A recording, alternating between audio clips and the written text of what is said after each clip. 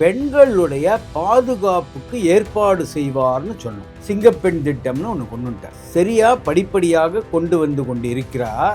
இதுவும் என்னன்னா காலத்துடைய கட்டாயம்.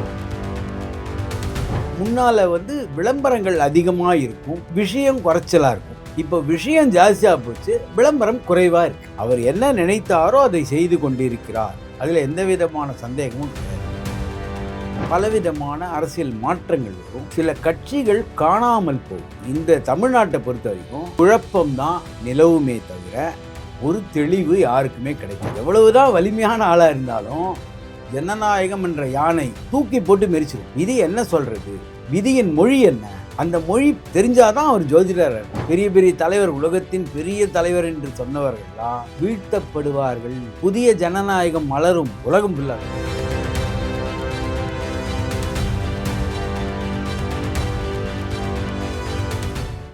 இப்போ தமிழ்நாட்டின் முதல்வர் விஜய் அவர்களோட அடுத்த கட்ட நடவடிக்கை எல்லாம் என்ன மாதிரி இருக்கும்ன்றது உங்களோட ப்ரெடிக்ஷன்ஸ்?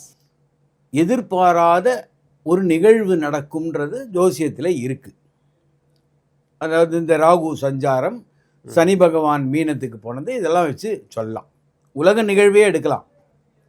உண்மையிலே சொன்னால் 12 ராசி கட்டம் என்பது ராசி கட்டம் அல்ல, 12 ஜன்னல்கள். அந்த ஜன்னல்கள் வழியாக நீ உலகத்தில் எல்லா விஷயத்தையும் பார்க்க முடியும். இதுதான் பிரதேச ஜோதிடத்துடைய பொருள். எந்த இடத்தில் பூகம்பம் வரும், எந்த இடத்தில் வேறு சுனாமி போன்ற விஷயங்கள் வரும், இது எல்லாத்தையுமே எந்த காலத்தில் மழை பெய்யும், இதெல்லாம் எடுக்கலாம். இந்த தமிழ்நாட்டை பொறுத்த வரைக்கும் இனி ஒரு வருடம் சில மாதங்கள், 2-3 மாதங்களாக இருக்கலாம். குழப்பம்தான் நிலவுமே தவிர ஒரு தெளிவு யாருக்குமே கிடைக்காது. இப்போது ஒரு புதிய கட்சி தொடங்கும். அந்த புதிய கட்சியில் பழைய பிரதான கட்சியின் அதிருப்தியாளர்கள், அதாவது எல்லாருக்கும் போஸ்டிங் தர முடியாது இல்லையா, பதவி தர முடியாது. அப்போது பதவி கிடைக்காதவர்கள் இதுக்குள்ளே வருவாங்க. ஏன்னா பல கட்சியில் நீங்கள் பார்த்தீங்கன்னா எல்லாருக்குமே அதிகாரமான பதவிக்கு வரணும்னு ஒரு ஆசை இருக்குது. கண்டிப்பாக. அப்போ எல்லாருமே பல்லாக்கில் ஏறி உட்காந்தா பல்லாக்கை யார் தூக்குவாங்க? தொண்டர்கள் குறைந்து விட்டார்கள், தலைவர்கள் அதிகமாகிவிட்டார்கள். புது கட்சினா புதுசாக மொத்தமே புதுசுன்னு சொல்லக்கூடாது. இதுக்கு ஆங்கிலத்தில் ஒரு பழமொழி இருக்குது, old wine in new bottle. Okay. அப்போது பலவிதமான அரசியல் மாற்றங்கள் வரும். சில கட்சிகள் காணாமல் போகும், நடத்த முடியாது. ஏன்னா அந்த கட்சி எந்த கட்சியாவது ஆட்சியிலேயே இல்லைன்னு வச்சுக்கோங்க, அப்போ அவர்களால் கட்சி எப்படி நடத்த முடியும்? அதில் யாரும் ஒரு உதவிகரமாகவோ ஒரு ஆர்வம் காட்டவே மாட்டாங்க. எல்லாருக்குமே ஒரு பதவிக்கு வரணும் தானே ஆசை. இப்போ பொதுவாகவே நீங்கள் 100க்கு 90% அரசியலில் இருப்பவர்கள் தங்களுடைய சுயநலத்துக்காக தான் வராருங்கன்றது மக்களுக்கே தெரியும். எவ்வளவுதான் வலிமையான ஆளாக இருந்தாலும் ஜனநாயகம் என்ற யானை தூக்கி போட்டு மெரிச்சிடும். அதனால அதாவது நம்ம நினைப்பது வேறு. நம்ம சொல்லலாம் அவர் தான் நிரந்தரன்னு வார்த்தையை பார்த்துருங்களா, அதை பார்க்கும்போது தான் எனக்கு ரொம்ப சிரிப்பாக வரும். மனிதனே நிரந்தரம் இல்லை, அப்புறம் நிரந்தர தலைவர் என்ன? புரியுது அவங்களுக்கு? இப்போ எல்லா வாழ்க்கையுமே ஒரு கரும்பலகையில் எழுதி அழிப்பது போல. காலம் கரும்பலகையில் எழுதி படத்தை வரைஞ்சி கொஞ்சம் காலம் கழித்து அழிச்சிடுது. அதாவது இது ஒரு தலைவனை ஒரு மகிழ்ச்சி ஆகிறதுக்காக செய்யக்கூடிய ஒரு வேலை. இப்போ நம்ம பார்த்துட்டோம், எது நிரந்தரம் எது நிரந்தரம் இல்லைன்றத விதி காமிச்சு கொடுத்துது. புரியுது? அதனால் விதி தான் முடிவானதே தவிர நம்முடைய எண்ணம் முடிவானது அல்ல. நீங்கள் என்ன வேணால் நினைக்கலாம், ஆனால் இதுதான் நடக்கும்னு விதி முடிவு பண்ணிட்டா அதுதான் நடக்கும். அந்த விதியை படிப்பது தான் ஜோசியம். ஓகே.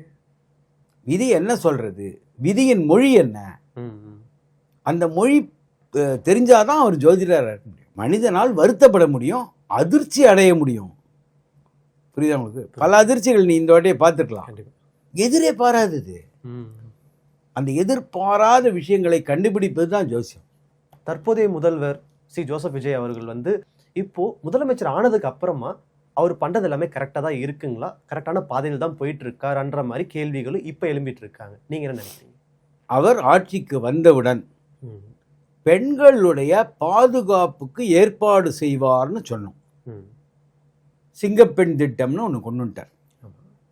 அதே போல மது கடைகள் மூடப்படும்னு நம்ம 3 மாதம் பிப்ரவரி மாதம் சொன்னோம். மது கடைகள் மூடுவதற்கான ஏற்பாடுகள் தொடங்கிவிட்டன.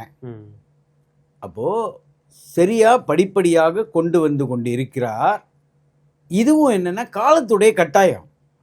அப்போது விதியின் சதுரங்க விளையாட்டுன்னு சொல்கிறத தவிர தனி மனிதன் செய்வதாக சொல்ல முடியாது.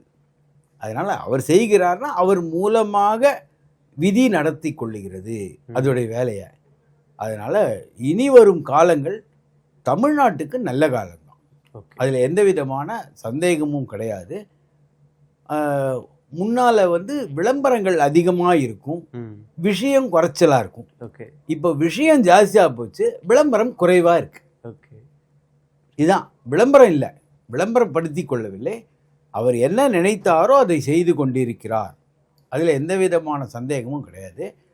அதாவது விதியே என்னன்னா தமிழ்நாட்டுக்கு ஒரு மறுமலர்ச்சி வேணும்னு விதி நினைச்சது. ஏன்னா எவ்வளோ பேருடைய கூக்குரல், எவ்வளோ பேருடைய வருத்தங்கள், இந்த இந்த இந்த வருத்தங்களை எல்லாம் விதி பார்த்துட்டு இருக்குல்ல. அந்த விதி ஒரு காலகட்டத்தில் மாற்றும்.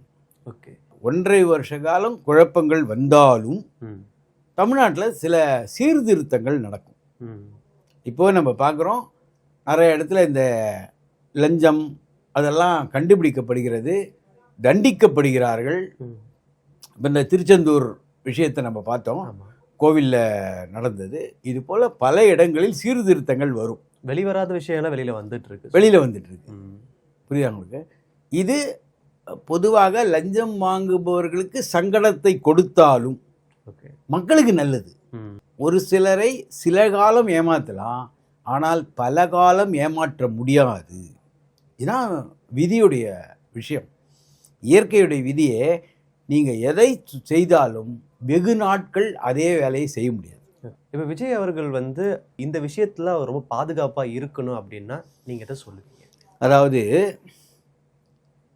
வேட்பாளர்கள் தேர்வு செய்தது இன்னும் கவனம் அதிகமாக செலுத்தி இருக்க வேண்டும் என்பது எண்ணம்.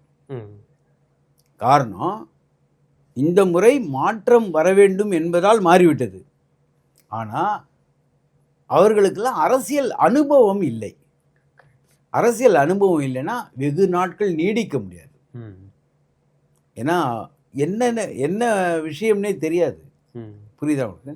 மக்களை ஒருங்கிணைப்பது எப்படி, மக்களுக்கு என்னென்ன திட்டங்கள் தேவை, இதை ஒரு தனி மனிதனால் பண்ண முடியாது. அதுக்கு தான் இவ்வளோ வேட்பாளர்கள். புரியுதா உங்களுக்கு? அப்போது இதையெல்லாம் அவர் சீர்திருத்தும் போது அந்த கட்சி நல்ல நிலைமைக்கு வரும். ஆனால் இனிமேல் இந்தியாவில் எந்த இடத்துலையும் ஊழல் என்ற ஒன்று நடக்கவே வாய்ப்பில்லை. எல்லா இடத்திலும் மக்கள் தெளிவாக இருக்கிறார்கள். நல்ல தெளிவு வந்துடுது. அதனால் ஏன்னா அந்த புதனுடைய சஞ்சாரம் எல்லாத்தையும் கணக்கு பண்ணி தான் பார்க்குறோம். சப்தரிஷி மண்டலத்துடைய மாற்றங்கள் இது எல்லாத்தையும் மாற்றம் செய்யும்போது இங்கே மட்டும் கிடையாது, உலக அளவிலேயே நிறையா மாற்றங்களை இந்த 6 மாதத்தில் சந்திக்க போகிறோம். பெரிய பெரிய தலைவர், உலகத்தின் பெரிய தலைவர் என்று சொன்னவர்கள்லாம் வீழ்த்தப்படுவார்கள். புதிய ஜனநாயகம் மலரும் இந்தியா ஃபுல்லாக, அதாவது உலகம் ஃபுல்லாகவே. அதனால் புதிய ஏற்பாடுகள், புதிய விஷயங்கள் இதெல்லாம் நடக்க போகிறது. அதுக்கான காலகட்டம் தொடங்கிவிட்டது. நம்ம நேயர்களுக்காக நிறையா சொன்னீங்க சார். ரொம்ப நன்றி.